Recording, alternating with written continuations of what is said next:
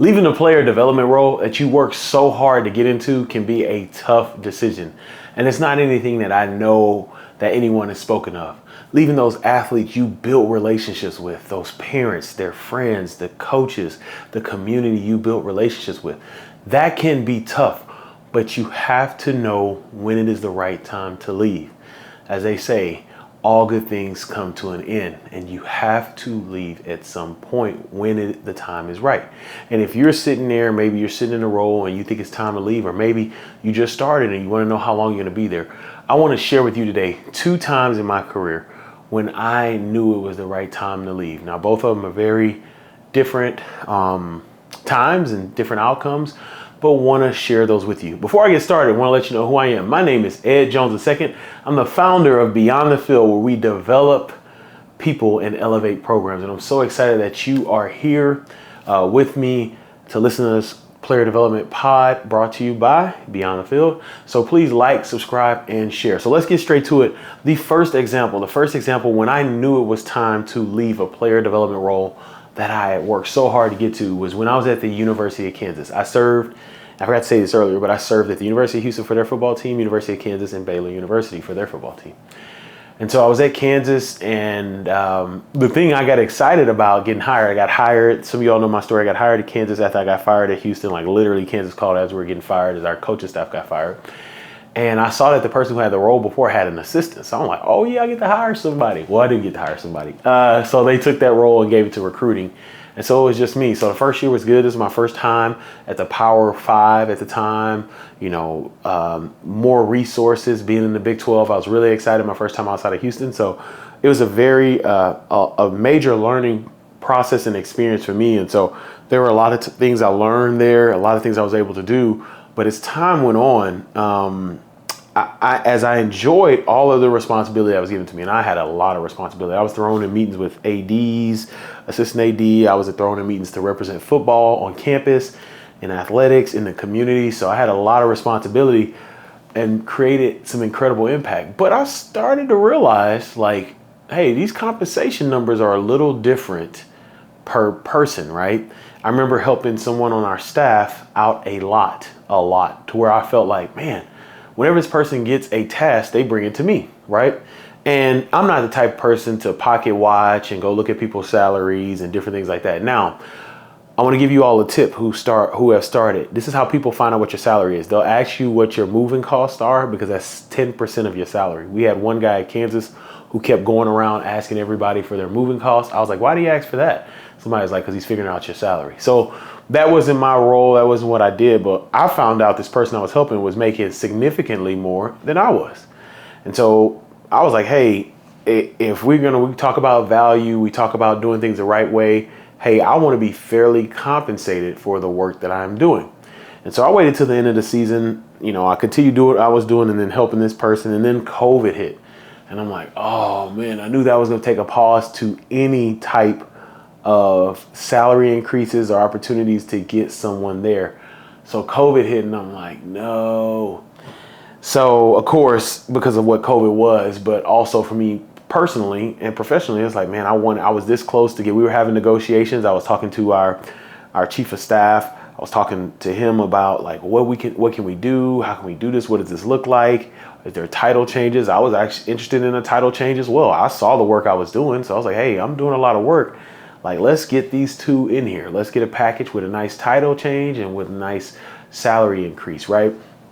And so COVID hit, and here I was like, oh man, I knew it wasn't gonna happen because we were taking furloughs. So people lost their jobs, unfortunately. So I was just thankful to have a job. As COVID went on, there were things I was doing even more than what I was doing previously. Not only was I doing director of player development, I had become, in a sense, the assistant director of football operations, helping out. Shout out to my home girl, Tori, helping her out in her role and helping out with some of the operation stuff that was being done there. Then I was doing stuff with academics, of course. That load increased. With our academic team, as that load just increased for everybody. There was stuff I had to do just program-wise, communication-wise, from top to bottom. And so I was sitting there like, man, this is, I learned a lot. I'm thankful for a lot of tasks. But when I did my year in review, I did all the tasks that I did, right? I was going to, I'm skipping the word right now, advance. I was advancing on road trips. So I was going out I went to Lubbock and I went to West Virginia, Morgantown, West Virginia when we played those Texas Tech and West Virginia. And I'm doing a lot of operational stuff. And I'm like, man, I really, really, really need to talk about whenever this thing gets settled back and money's back and things like that. We really need to talk about title change, salary increase and things like that. And so had a couple conversations as, COVID, I don't want to say it mellowed out, but we had some footing. Football was being played again. Money was being made, different things like that. And I remember some of the conversations I had, they just weren't ones that I wanted to hear because I was being considerate of our program and saying, hey, I know that we're probably a year or two out, but just want to make sure that as we continue to, because we're still hiring staff, right? We're still hiring staff. We're still paying for official visits, still paying for all this stuff. I just want to make sure I'm taken care of. And it just was something that, unfortunately, I think with where we were in COVID, it just wasn't going to happen.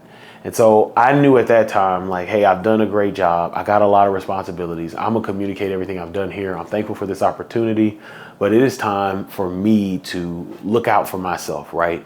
Personally and professionally, right? We had a kid, we had our second child. And so there were things financially I needed to do for myself. And so I had opened myself up to what would be next. And so I didn't know what that looked like. I was making connections on LinkedIn. I was looking at people posting.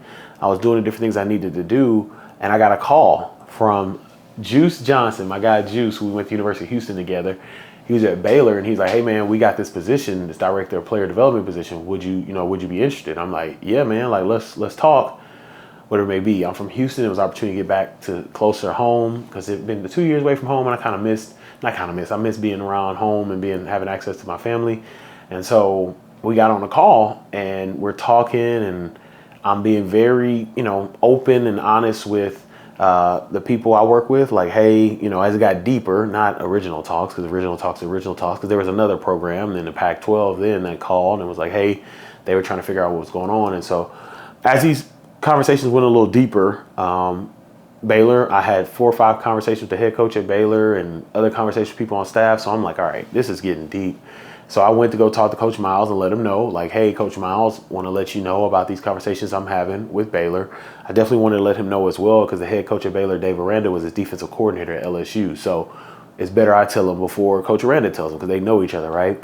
And so as these conversations went on, we talked about different things and what I could do at Baylor and what player development could look like. It was really good to hear these conversations and to hear like, hey, we're going to do this. I asked, what could player development look like in a couple of years? Once again, I knew we were coming out of COVID, furloughs, different things like that, but wanted to hire staff, wanted to build out something that was really, really good, something that was very impactful, and something that could lead the nation and be an example of how you can do this correctly, right? So I'm hearing all the right things, and I'm like, man, this might be the move. And so I knew at some point, I had some friends that were on staff, and they were telling me that salary number, which would be way more than what I was making at the time at Kansas. So I was like, all right, sweet. And I talked to the head coach and he's like, hey, we're going to bring you on as assistant athletic director of player development. And we're going to give you a $40,000 pay raise. And I was just like, well, that did it. We're good.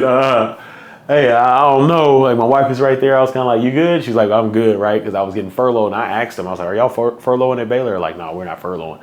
So it was a decision I had to make. It all aligned, thank God, perfectly because it was something I wanted to have a conversation. The crazy thing about this whole process was if the staff that was there when I was there at Kansas would have came with an offer that was even $20,000 more than what I was making there, I most likely would have stayed with a title. But $40,000 couldn't turn that down, specifically coming out of furlough, coming out of COVID. So took that. So that was the first situation when I knew it was time to move. And once again, the reason why I knew it was time is I saw the responsibilities, I saw the impact I was having in the program, and I just wanted to be compensated for that value. Now, some of you all are sitting there and you may be thinking like, oh man, how do I have those conversations? Do I do this? Remind yourself that head coach, that athletic director did not just sign the first offer from that school. I'm going to say that again. That head coach, that athletic director did not sign the first offer from that school. Do not feel guilty for understanding your value and wanting to be compensated fairly for that. A lot of these coaches love coaching football, right? But there's no Power 5 coach that's going to coach for $1 million. You hear me? Okay. So make sure, like I would, but they're the ones that make big money. So make sure you don't go into there feeling guilty or I'm trying to play this coach, I'm playing this athletic director. I could promise you they did not sign the first offer sheet that was there. So that's there. That's a little snippet. Didn't have that there on my notes, but I just thought about it there. All right. So the second time I had to move or had to make the move was when I knew it was time to make the move was when I was at Baylor. So Baylor, once again, I told you I was hearing all the right things. It was really, really great. I'm like, yeah, let's go. I can't wait. And things changed pretty quickly. I think 3 or 4 months in, I was like, this is not what they told me it would be. Now, them checks kept coming through, though. So that was definitely what they told me. And so I was like, okay, I'm going to take a summer break. Over the summer, me and my wife were on vacation. We had a nice deep talk. I was like, hey, I'm going to just, maybe it hadn't started how I thought it was going to be. And maybe I'll talk to the head coach, chief of staff. We could figure this out and, see what this role will look like. And when I got back, I had a meeting I was kind of shocked about, where it was communicated to me that I wasn't doing what I was supposed to do in a role, which I was like, oh, wow, this is interesting because you all told me this is what it's going to look like. And so that kind of calmed down that conversation because I held people accountable for the words that they said and what they said in the interview. But I knew going back to my office, okay, like this isn't going to end well, right? So I just started looking around. There was a university, a SEC school that was hitting me up during that time, that was hitting me up hard during that time. And at first I felt, going back to what I just told you, I felt bad because I was like, man, I just moved here. At the time, the coach had given me a great opportunity. And I was like, man, I don't want to just go out the back door on this guy, right? Or just, pull the linen off the table. And so hindsight, I probably still wouldn't have done it. But I was just like, man, I was like, okay, cool. People were hitting me up. There was some other stuff. There was a position at a union that came open where some people that were in the position were like, hey, you need to check this out. I had a couple fillers from the NFL people, looking out for me. So I was just like, all right, I'm going to start doing this. Because there were people that I met, people that I know personally that work for me. Like when we went and played KU, went back to Lawrence to play KU, there were people on their staff that looked at me and said, you're not doing well. This isn't you. Like, you don't look like you, right? And so it was very evident that, it wasn't going the way I wanted it to go. And so I knew I had to start looking. And so I started to look around. I think the one thing why I didn't fully look around was because they kept giving me responsibility, which was something that kind of caught me off guard. Because normally when you're on a chopping block, your hands are tied. You get minimal tasks. Now, I was doing some minimal stuff, but overall, they still had me doing a lot of stuff that was that could be really good or really bad for the program. I did a great job with it, but I was still kind of shocked. Like maybe they'll keep me one more year and I can figure out what next year looks like and then maybe make a move then.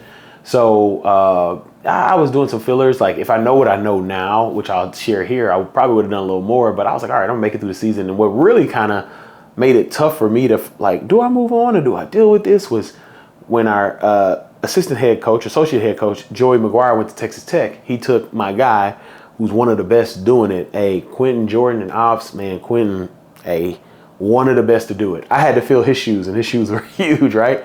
And so I had all these responsibilities. They kept giving me responsibilities, so I kept doing well. They kept, hey, Ed, can you do this? Can you do this as well? So I kept getting things done. So I was like, all right, I feel like they're going to let me go, but I also don't feel like they're going to do it because there's some stuff that I'm doing, whatever it may be. Now, some of y'all know the story. I found out later. Well, I found out like literally when I had to turn in all the operations stuff, that day was the same day I got fired. So they were keeping me around to get that stuff done so they could fire me. It is what it is. It happened.